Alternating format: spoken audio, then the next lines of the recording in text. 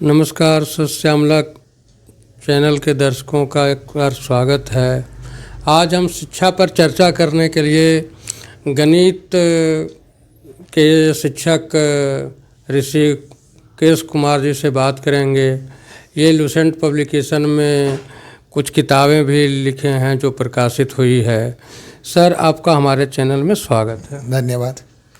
Sir, आज बच्चे जो पढ़ रहे हैं, जो तैयारी कर रहे हैं, कभी 2 महीना इस कोचिंग में, 2 महीना उस कोचिंग में, तो वैसे बच्चे के लिए आप क्या कहेंगे?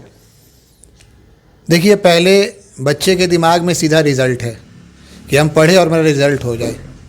बच्चे के दिमाग में होना चाहिए हम पढ़े और सीखे, हम क्या सीख रहे हैं। बच्चे जो कोचिंग बहुत ज़्यादा बदल रहे हैं, इसकी वजह शायद यही है कि जितने बच्चे हैं उनको लगता है कोचिंग में जाएंगे तो हमको सब कुछ घोट के पिला दिया जाएगा, पर ऐसा नहीं होता। आप किसी भी कोचिंग में जाते हैं, कोचिंग वाले को समय देना होता है, स्थिर से आपको बैठना होता है, पढ़ना होता है। जैसे मैं कहता हूँ, अगर मैं 2 घंटे पढ़ाता हूँ तो उसके तुम घर में 4 से 5 घंटे पढ़ो, तब तुमको चीज़ें आएंगी।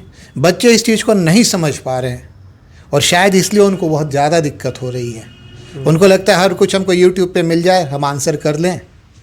तो ये जब तक बच्चे नहीं करेंगे वो कोचिंग बदलते रहेंगे और उनका कभी भी बहुत बढ़िया रिज़ल्ट नहीं होगा। तो पढ़ाई पहले आप सीखने के लिए पढ़िए। अगर आप सीखने के लिए पढ़ेंगे तो रिज़ल्ट तो उसका आउटकम है वो ऑटोमेटिकली होने लगता है। सर, आजकल एक प्रचलन सा हो गया है कि बच्चों को शिक्षक भी और सरकार भी ऑनलाइन शिक्षा के ऊपर जोर दे रही है। तो आप सर ऑनलाइन के पहले ऑफलाइन भी पढ़ाते रहे हैं, तो ऑफलाइन पढ़ना बच्चों को ज़्यादा बेहतर है या ऑनलाइन? इस पर आप हमारे चैनल से देखने वाले बच्चों को थोड़ा बताएं। देखिए, अगर आप किसी चीज़ को पहली बार सीख रहे हैं, जैसे 10th पास करके आते हैं और चीज़ों को पहली बार सीख रहे हैं, तब तो आपके लिए ऑफलाइन क्लासें इंपॉर्टेंट है। ऑनलाइन आपके लिए बहुत हानिकारक हो सकता है। ऑनलाइन आप तभी कीजिए जब आपका एक बार कोर्स पढ़ा हुआ हो। जैसे 12th पास बच्चे कहीं से बहुत अच्छे से पढ़ लिए, अब लगता है कि हमको दोबारा रिवाइज़ करना, तो ऑनलाइन कर सकते हैं। या फिर अगर आप ऑनलाइन कर रहे हैं, कुछ ऐसे बच्चे भी करते हैं, उनके घर में बड़े भाई से IITs में, मेडिकल में उनको गाइड कर रहे हैं, तभी कर रहे हैं। लेकिन सिर्फ ऑनलाइन शुरू करना उन बच्चों के लिए जो किसी नए कोर्स में एडमिशन ले रहे हैं, इसको मैं कतई अच्छा नहीं मानता हूँ। दूसरी बात है, वो जो 10th पास बच्चे होते हैं जिनको मैं पढ़ाता हूँ, वो थोड़े छोटे होते हैं और मैं हमेशा कहता हूँ बच्चे आँख से पढ़ते हैं। बच्चे मेरी आँख से पढ़ते हैं, वो स्क्रीन से नहीं पढ़ सकते हैं। अब होता क्या है कि कोई IIT में लड़का टॉप कर गया, बोला मैंने तो ऑनलाइन क्लास किया था, तो हर चीज़ आप टॉपर को देखकर फॉलो नहीं कर सकते हैं। उसने ऑनलाइन क्लास किया था, उसके अलावा उसने और बहुत कुछ भी किया था, आप इसका तो पता लगाते नहीं हैं। अच्छा, हमने ऑनलाइन क्लास किया था, उस टॉपर ने ऑनलाइन क्लास किया, उसका हो गया। तो ऐसा नहीं है। आपकी पढ़ाई हमेशा शुरू में टीचर्स के गाइडेंस से होनी चाहिए। मैं भी अपने बच्चे को कहता हूँ, जब मैं कोई कंटेंट पढ़ा दूँ तो तुम किसी के वीडियोस को देख सकते हो, किसी और किताब को पढ़ सकते हो, बट पहली बार में नहीं देखो, ये खतरनाक होगा। अच्छे लेखकों के पुस्तकों को डीप अध्ययन करना ज़्यादा बेहतर है या फिर किसी के वीडियोज़ को देख करके अध्ययन करना ज़्यादा बेहतर होगा? नहीं, किताब पढ़ना हमेशा से ज़्यादा अच्छा है, क्योंकि किताब जो आप पढ़ते हैं तो आप शब्दों का एनालाइज करते हैं, वो ज़्यादा बढ़िया है। ठीक है, इसमें तो मैं बोलूँगा किताब पढ़ना ज़्यादा अच्छा है। पहली बार में आप किताब पढ़ने की आदत डालिए। ये आदतें बच्चों में छूट रही हैं और ये शिक्षा का स्तर इस वजह से गिर रहा है। किताब पढ़ना बहुत ज़रूरी है। बच्चे किताब नहीं पढ़ रहे, किताब की ओर नहीं देखते हैं, उनको सब कुछ फटाफट 2 मिनट वाला चाहिए। तो पढ़ने के लिए तो थोड़ा स्थिर होना पड़ेगा। आजकल बड़े बच्चों की तो बात सर छोड़ दीजिए। आजकल स्कूलों में जो प्राइमरी स्कूल है, मिडिल स्कूल है, वहाँ भी शिक्षक लोग ऑनलाइन टास्क देना, व्हाट्सएप पर टास्क भेज देते हैं होमवर्क का, और उससे बच्चे लोग मोबाइल देख करके होमवर्क के लिए ये करता है, जिसमें कि टास्क के साथ साथ और भी फंक्शन वो देख सकता है। इससे बच्चे, छोटे बच्चों को क्या हानि हो सकता है, इस पर हमारे दर्शकों को एक्चुअली हानि हो रही है। ठीक है, दिक्कत क्या? देखिए, 2 वीक से स्कूल बंद है ठंड के कारण।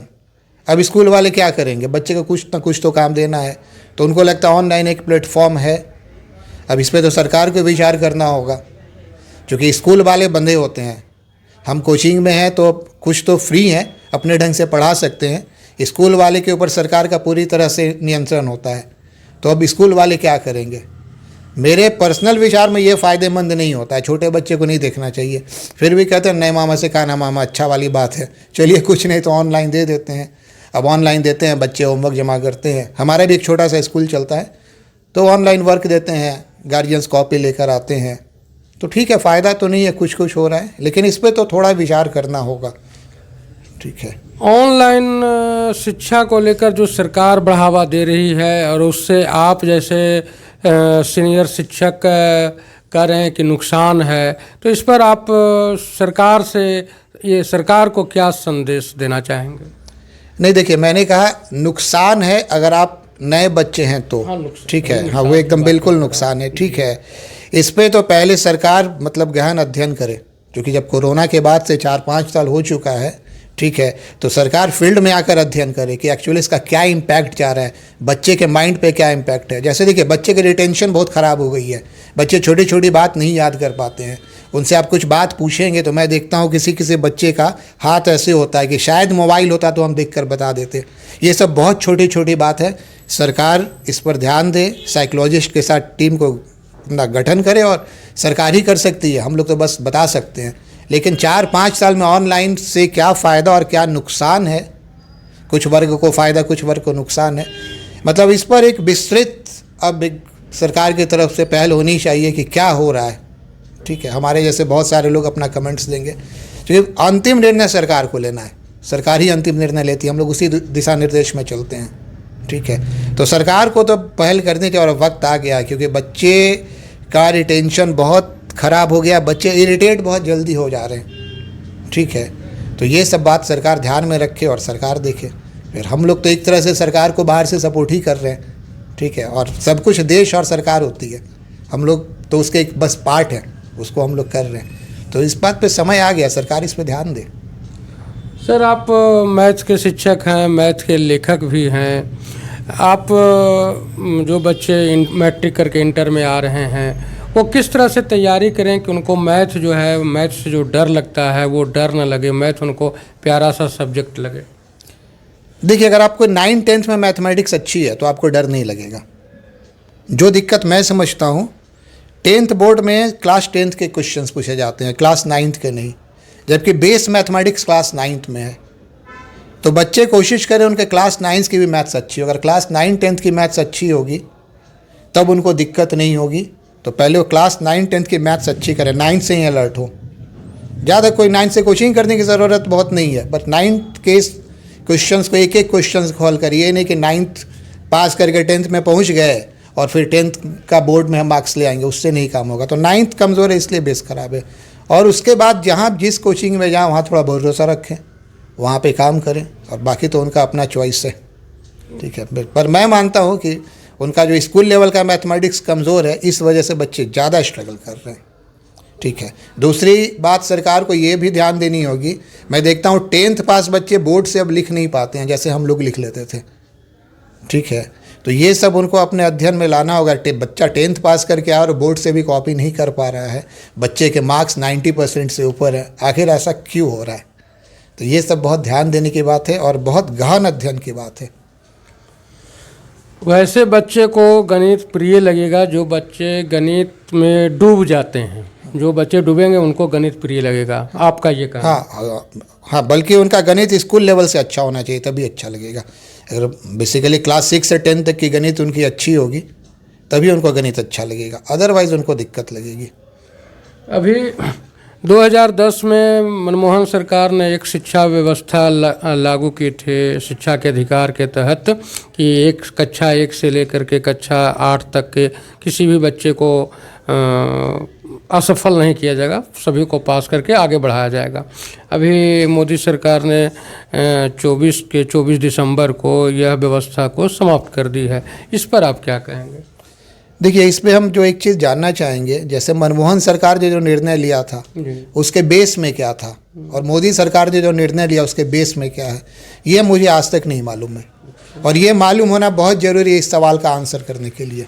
ठीक है, जैसे एक न्यूज़ आया, हमने पढ़ा, ठीक है सरकार ने हटा दिया था और सरकार ने ले आया, लेकिन हमारा कहना है कि बच्चे जब ऊपर के क्लास में जाते हैं तो स्कूल और गार्जियन में एक कोऑर्डिनेशन होना चाहिए कि इस बच्चे को ऊपर के क्लास में भेजा जाए या नहीं भेजा जाए। अगर लगता है कि बच्चे को फेल करने में ख़राब लगेगा, अगर कोई बच्चा क्लास 4 में और हमको लगता है वो फेल कर जाएगा और क्लास 5 में नहीं जाएगा, तो पहले ही गार्जियन से बात कर ले, सर परीक्षा ही नहीं देना तो बच्चा को इस क्लास में रोक लो, शायद उसमें बच्चे को थोड़ी शर्मिंदगी कम होगी, बच्चा का बेस कमज़ोर है, लेकिन बेस इंपॉर्टेंट करना ज़रूरी है, ठीक है। क्योंकि ये बच्चे की शर्मिंदगी से चूँकि जुड़ गई है, इससे थोड़ी परेशानी हो रही है, पर इसे पास फिल्म में शर्मिंदगी वाली कोई बात नहीं है।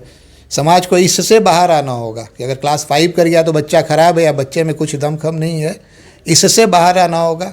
अगर हम समाज में इस बात को फैला पाएँ, लोग को समझा पाए भाई बच्चा पास फेल करता है तो उसको इतना इज्जत पे नहीं लीजिए, तो शायद इस समस्या का समाधान हो। और है कि बच्चे का बेस बढ़िया हो, बच्चे को रोका जाना चाहिए, ठीक है, रोक सकते हैं, गार्जियन और शिक्षक दोनों पहल करके रोक सकते हैं। हर बात में सरकार तो आएगी नहीं, अपना आपस में कोऑर्डिनेशन कर ले, भाई बच्चा का बेस कमज़ोर है सर, रोक लेते हैं, एक कंक्लूजन निकाल लें। सर 8वें तक जाते जाते बच्चे जो हैं वो विद्यालय ड्रॉप कर देते हैं। बच्चे जो विद्यालय ड्रॉप करते हैं उसका मुख्य वजह क्या हो सकता है? सर वो तो उनके घर का परिवेश, हमको तो मुख्य वजह यही लगता है, क्योंकि नॉर्मल मिडिल क्लास के बच्चे तो बहुत कम ड्रॉप करते हैं। नीचे के बच्चे जिनको सरकार बहुत मेहनत के बाद स्कूल तक लाती है, ठीक है, अब वो ड्रॉप करते हैं, तो उनका मुख्य वजह शायद उनका घर का जो परिवेश होता है, जिस परिवेश में लगता है, कुछ लोगों को लगता है गार्जियंस को कि बच्चे जल्दी कमाने लगें, ठीक है, या पढ़ाई पे जो हम पैसा दे रहे हैं या जो समय दे रहे हैं शायद ये व्यर्थ हो रहा है, इस वजह से शायद बच्चे ड्रॉप कर जाते हैं। तो इस पे देखना होगा कि पढ़ाई की महत्ता लोगों को समझानी होगी, भाई आप ऐसा नहीं कीजिए, आप लगातार पढ़िए, परिणाम एक दिन में नहीं आता है, पर आप पढ़े रहेंगे तो परिणाम आपको ज़रूर आएगा, ठीक है।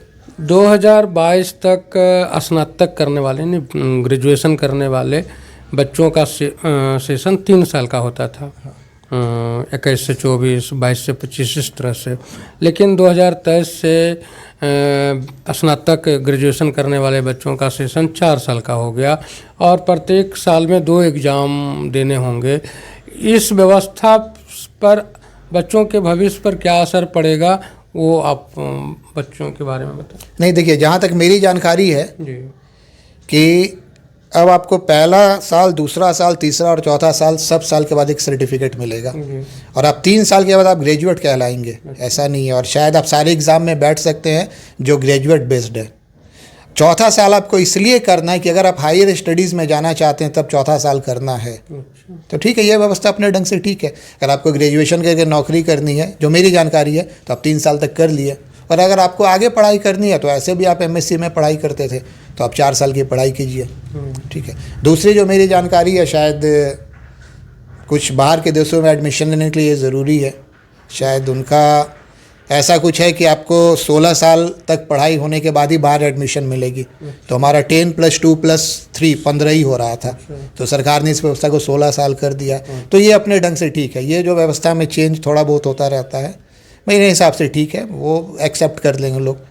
अगर ये बात सही है कि आप 3 साल के बाद ग्रेजुएट होते हैं और ग्रेजुएट का एग्ज़ाम दे सकते हैं, जैसे आप कहते हैं कि 3 साल के बाद BSc होंगे और 4 साल के बाद BS होंगे, ठीक है, तब कोई दिक्कत नहीं है। हाँ, और अगर एग्ज़ाम देने में दिक्कत है, उसको फिर 4 साल पढ़ना होगा, तब तो सरकार को सोचना होगा, ठीक है, क्योंकि फिर एग्ज़ाम की तैयारी करने का 1 साल बच्चे को कम मौका मिलेगा। पर ठीक है, अभी के हिसाब से ठीक चल रही है व्यवस्था।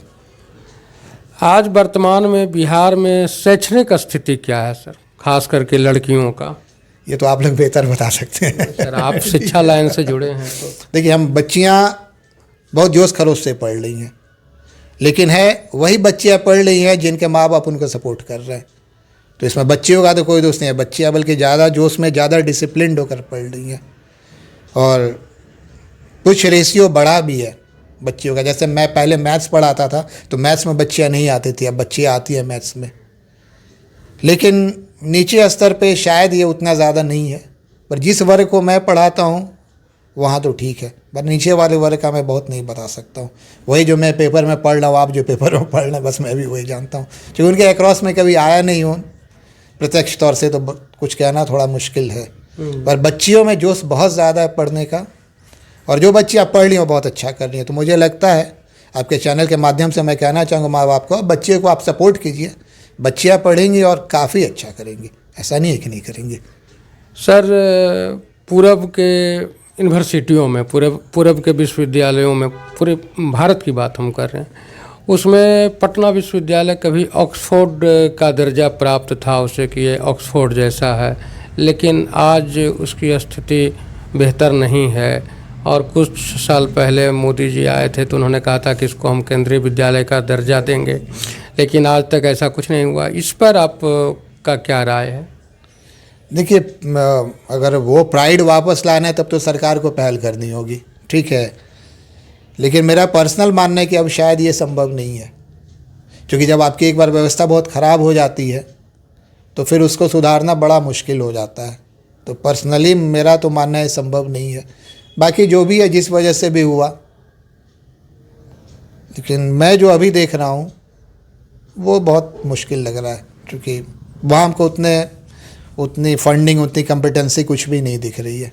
तो इस पे मैं बहुत कुछ तो नहीं कह सकता हूँ, पर मेरा जो अनुभव कहता है ये तो मतलब मुश्किल लग रहा है। ठीक है। अभी सर यूजीसी का जो ग्रेडिंग होता है, ABC क्या क्या ग्रेडिंग है, वो हमसे बेहतर आप जानते हैं। उस ग्रेडिंग में आज बिहार का एक भी विश्वविद्यालय नहीं है। तो इसमें बिहार की जो शिक्षा के महकमे के जो लोग हैं या शिक्षा मंत्री हैं, बिहार में जो डबल इंजन और सुशासन की सरकार है, इस पर आप क्या कहेंगे कि ये ग्रेड क्यों नहीं, ये ग्रेड के क्यों नहीं विश्वविद्यालय हो रहे हैं? नहीं, शायद अच्छे लोग बाहर चले जा रहे हैं, ये एक बहुत बड़ी वजह है। यानी सरकार पलायन को रोक नहीं रही। हाँ, मतलब शायद अच्छे लोग बाहर चले जा रहे हैं, उनको अपॉर्चुनिटी ज़्यादा अच्छी मिल रही है। जी। ठीक है, तो कुछ लोगों को रोकने का प्रयास करना होगा, बाहर से भी कुछ लोगों को बुलाना होगा, उनको विशेष सुविधा देनी होगी, तभी ऐसा। जो कि देखिए काफ़ी पीछे रह गया है हमारा यूनिवर्सिटीज़, पटना कहिए, मगध कहिए, पाटलिपुत्र कहिए। तो इसके लिए तो फिर अच्छे लोगों को बुलाना होगा, अच्छे बच्चे को भी रोकना होगा, और अच्छे जो आपके टीचर्स हैं उनको भी रोकना होगा। सर, एक टीचर के ऊपर ये है कि आए दिन आप अखबारों में या मीडिया में देखते हैं कि शिक्षक जो हैं अपने ही शिष्या के साथ भटक जाते हैं। ये जो नैतिकता जो गिरी है सर, इस पर आप क्या कहना चाहेंगे? ठीक है, देखिए ये तो बहुत पर्सनल अफेयर है, ठीक है।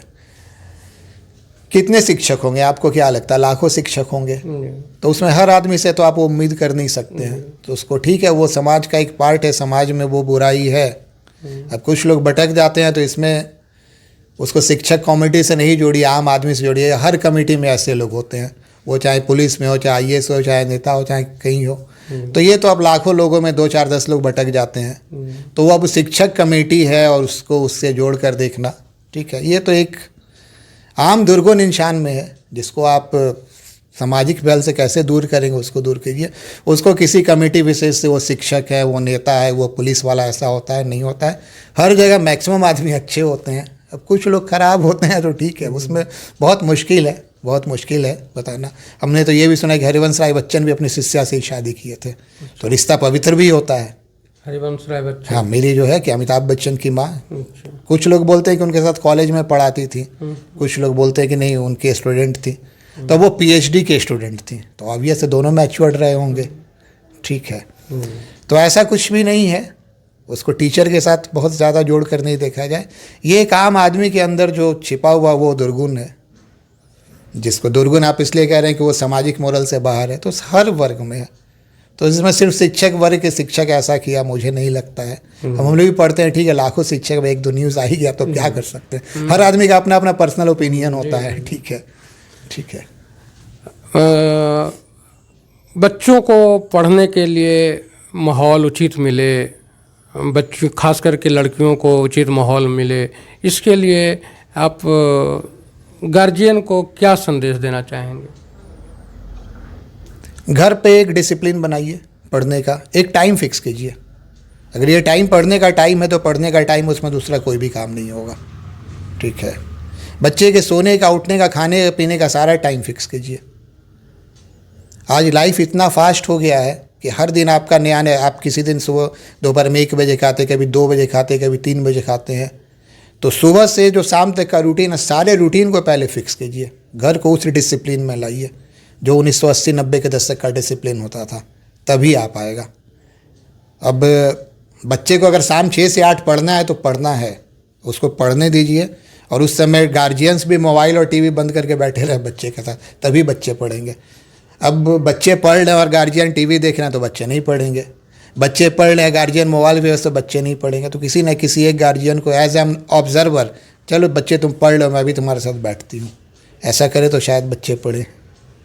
ठीक है, बच्चों के लिए एक मैसेज दें जिससे बच्चे पढ़ाई की तरफ ज़्यादा ध्यान दे सकें और सफल लोगों को अपना आदर्श बना सकें। पहले तो सीखने के लिए पढ़ो, जब तक सीख नहीं लो तब तक एग्जामिनेशन के बारे में बहुत ज़्यादा नहीं सोचो, और एक लाइन अगर पकड़ लो तो उसी लाइन पर चलो। अगर एक किताब पकड़ लिया तो उस किताब को पूरी बनानी है, ये नहीं कि किसी ने कहा कि आज ये बनाना है कल वो बनाना है, वो जो भटकाव आ रहा है बहुत ज़्यादा ना, उससे बचना है। निर्णय लो बहुत सोच समझकर, एकदम से जितना बढ़िया निर्णय ले सकते हो लो। जो भी निर्णय लोगे उसमें से 10 में से 8 बातें अच्छी होगी, 2 बातें खराब होगी, कोई चीज़ पूरा परफेक्ट नहीं होता, बट उसी लाइन पे पकड़ कर चले जाओ। तो एक निर्णय पे अडिग करो और सीखने के लिए पढ़ो, मैं यही कहूँगा, तो शायद तुम्हारा भविष्य अच्छा होगा। सर, आपने हमारे लिए, हमारे चैनल के दर्शकों के लिए अपना कीमती समय निकाला, इसके लिए आपका आभार। चलिए, धन्यवाद। सर, श्यामला के दर्शकों से आग्रह है कि आप अगर चैनल को सब्सक्राइब नहीं किए हैं तो सब्सक्राइब करें, शेयर करें।